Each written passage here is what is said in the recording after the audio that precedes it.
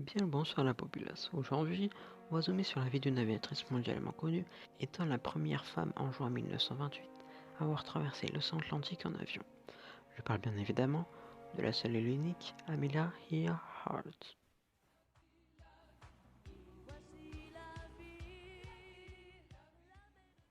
Amelia Earhart naît à Hutchinson, dans le Kansas, le 24 juillet 1897. Elle est la fille de Samuel Edwin Stanton Earhart et d'Amelia Amy Otis Earhart. Elle voit le jour dans la maison de son grand-père maternel, Alfred Gideon Otis, ce dernier étant un vieux juge fédéral américain, président de la Hutchinson Savings Banks et citoyen essentiel de Hutchinson. Amelia reçut les prénoms de ses deux grands-mères, Amelia Josephine Hart et Mary Wells Peyton, suivant la coutume familiale. Très jeune, Amelia se faisait appeler Miley ou Millie. Elle était une meneuse, comme par exemple avec sa jeune sœur, née 24 mois après elle, Grace Muriel Earhart, qui la suivait fidèlement. Leur agissement était non conventionnel, car leur mère, Amy, ne voyait pas l'obligation d'élever ses enfants telles des gentilles petites filles.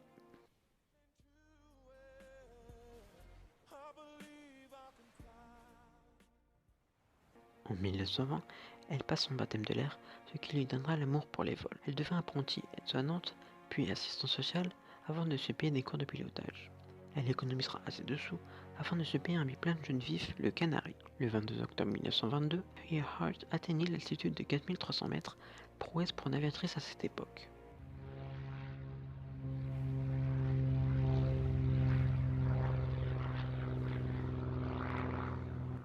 En 1928, elle acquit une notoriété phénoménale en traversant l'Atlantique avec deux compagnons de vol à l'âge de 34 ans le matin du 20 mai 1932. Elle partit de Harbour Grace dans la province du Terre-Neuve-et-Labrador.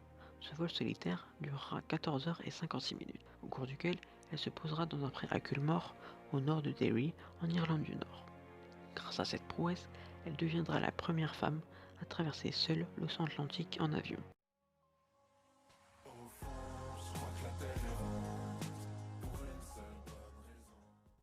Tout allait pour le mieux dans sa vie avant que le 2 juillet 1937, elle disparaît.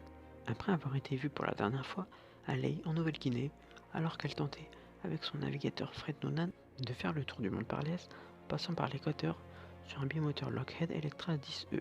Une piste avait été aménagée sur la minuscule île Howland au milieu du Pacifique pour permettre une étape indispensable entre Lae et Hawaï. Mais l'avion n'y arriva jamais. Les gardes-côtes des États-Unis y avaient envoyé un navire muni d'une radio, l'Itasca, à 7h42 heure locale. L'Itasca reçut plusieurs messages. Le premier était « Nous devrions être au-dessus de vous, mais nous ne vous voyons pas. Le carburant commence à baisser. » Puis, à 8h, heure locale, ils reçoivent « Nous vous entendons, mais n'arrivons pas à relever un minimum. S'il vous plaît, faites un relèvement sur nous. » Ils répondaient sur 310 en Fouini. Puis, à 8h43, heure locale, ils reçoivent Kaka Itasca, nous sommes sur la droite, 157 337. Nous répéterons ce message sur 6210 kilocycles. Attendez. Avant que, à 8h55 heure locale, ils reçoivent. Nous cherchons vers le nord et vers le sud. Là, droite, 157 337, à le sens clair d'une droite de hauteur.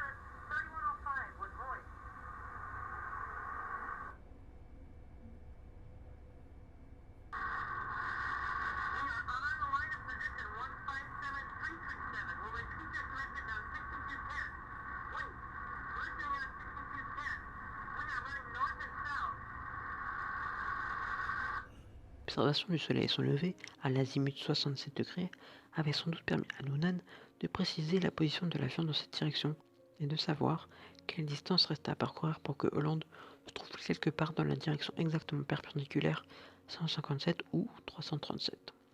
Mais le problème fut que soit le point astronomique de Noonan fut trop imprécis, soit que l'avion avait été égalé trop loin, à droite ou à gauche, sur la droite en question. Cette méthode ne suffit pas à Earhart et Noonan pour rejoindre Howe.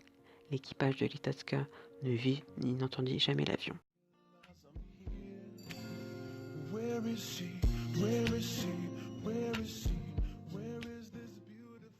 Bon, plusieurs hypothèses ont été émises sur les causes de sa disparition durant les années qui ont suivi. Notons que, avant de décoller vers la Nouvelle-Guinée, l'équipage se débarrassa de ses parachutes, estimant qu'ils ne leur seraient d'aucune utilité dans les 170 millions de kilomètres carrés du Pacifique. Le 2 juillet, alors que le duo doit rejoindre Holland, un minuscule îlot du Pacifique, puis Hawaï et enfin la Californie, leur avion disparaît des radars. Le gouvernement américain dépêche 9 navires et 66 avions de recherche autour des dernières positions envoyées par Amelia Earhart en vol. En 1940, le jeune officier britannique Gerald Gallagher, 29 ans, administrateur des îles Phoenix, découvrit un squelette et un sextant sur l'île de Nikumaroro, à quelques centaines de kilomètres de l'île Holland. Il fut quasiment le seul à dire et à croire qu'il s'agissait du corps d'Amelia Earhart.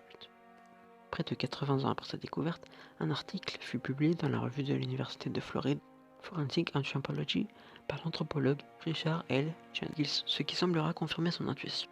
À l'époque, Gallagher envoya quelques os pour analyse aux Fidji. Un certain docteur J.W. Hoodless de l'École centrale de médecine en fit des relevés précis et conclut qu'il s'agissait d'un squelette masculin. En 2015, une nouvelle étude confirma la validité des conclusions de Dr. Hoodless.